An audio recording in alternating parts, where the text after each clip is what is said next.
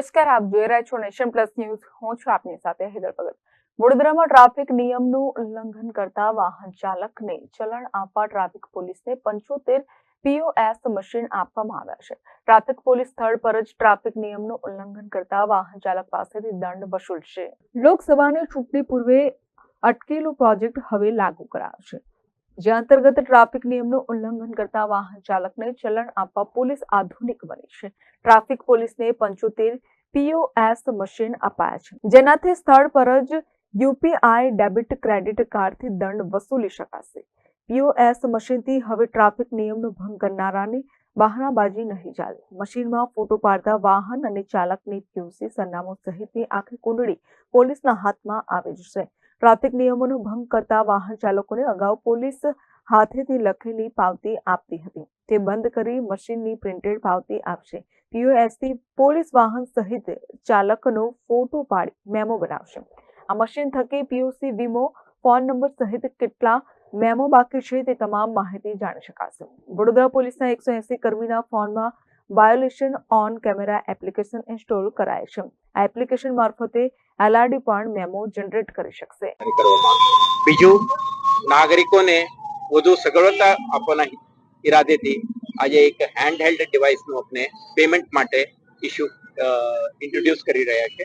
આ 75 જગ્યાએ હાજર રહેનાર હેડ કોન્સ્ટેબલ ASI પાસે આ હેન્ડહેલ્ડ સેટ હશે. તેઓ કોઈ પણ નાગરિકને ઈ ચલાન મળ્યું હોય અને ઓન ધી સ્પોટ પેમેન્ટ કરવા માંગતા હોય, credit card, debit card, UPI, phone pay, mobile pay એવા જો માધ્યમથી આ ડિવાઇસ ઉપર તમે પેમેન્ટ કરી શકશો. આ ડિવાઇસ ઇન્ટિગ્રેટેડ છે કમાન્ડ એન્ડ કંટ્રોલ સેન્ટર સાથે, સારથી વાહન ડેટાબેઝ સાથે, અને જે SBI પેમેન્ટ ગેટવે અને ટ્રેઝરી સાથે ઇન્ટિગ્રેટેડ આ device on the spot payment receive કરશે અને જે પેમેન્ટ કરનારને રિસીટ પણ મળી જશે.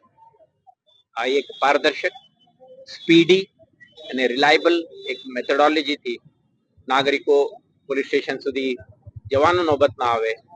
ઓનલાઈન ટ્રાન્ઝેક્શન માટે કેટલાક મિનિટો સુધી ટ્રાન્ઝેક્શન કરવાની જરૂર ના પડે.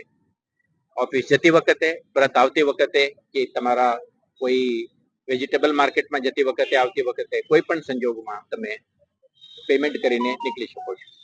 નાગરિકોને અપીલ છે કે આ ડિવાઇસ જેમના હાથે છે એમને દેખાય રોડ સાઈડમાં તો તમે રોકો, 2 મિનિટ પેમેન્ટ કરીને નીકળો.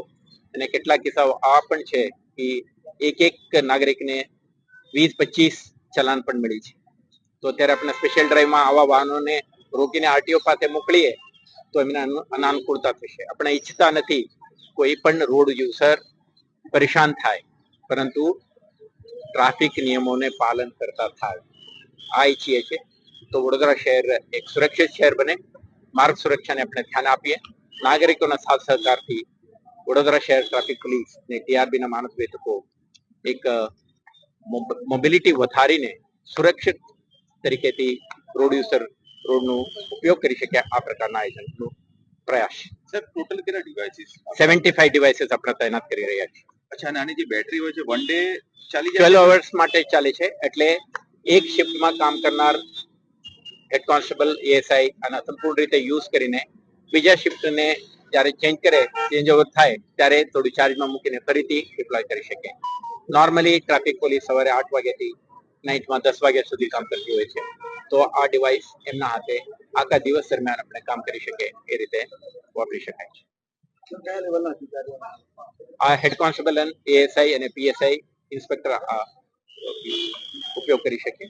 અને બોડી ઓન કેમેરા છે. આ ટેકનોલોજી ટૂલ છે, પારદર્શક, રિલાયબલ, એકાઉન્ટેબલ સિસ્ટમ છે. એટલે કોઈને કોઈ હેન્કી પેન્કી કોઈ મિસચીફ કરવાની તક નથી.